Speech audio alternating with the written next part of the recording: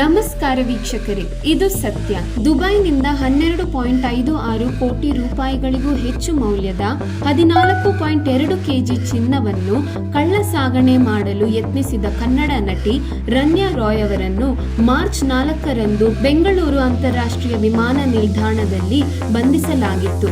ಆಕೆ ಪದೇ ಪದೇ ದುಬೈಗೆ ಹೋಗುತ್ತಿದ್ದರಿಂದ ಮತ್ತು ಅಕ್ರಮ ಚಟುವಟಿಕೆಯ ಶಂಕೆಯಿಂದಾಗಿ ಅಧಿಕಾರಿಗಳು ಆಕೆಯ ಮೇಲೆ ನಿಗಾ ಇರಿಸಿದ್ದರು. ರಾವ್ ತನ್ನ ಜಾಕೆಟ್ನಲ್ಲಿ ಚಿನ್ನವನ್ನು ಬಚ್ಚಿಟ್ಟುಕೊಂಡು ಸಿಕ್ಕಿಬಿದ್ದಿದ್ದು ಕಂದಾಯ ಗುಪ್ತಚರ ನಿರ್ದೇಶನಾಲಯಕ್ಕೆ ಸುಳಿವು ನೀಡಿದ ನಂತರ ಆಕೆಯ ಬಂಧನವಾಗಿದೆ. ಆಕೆಯ ಬಂಧನದ ನಂತರ ಆಕೆಯ ನಿವಾಸದ ಮೇಲೆ ದಾಳಿ ನಡೆಸಲಾಗಿದ್ದು ಚಿನ್ನಾಭರಣ ಮತ್ತು ನಗದು ಸೇರಿದಂತೆ ಒಟ್ಟು 17.29 ಕೋಟಿ ರೂಪಾಯಿಗಳ ಹೆಚ್ಚುವರಿ ಆಸ್ತಿಯನ್ನು ವಶಪಡಿಸಿಕೊಳ್ಳಲಾಗಿದೆ.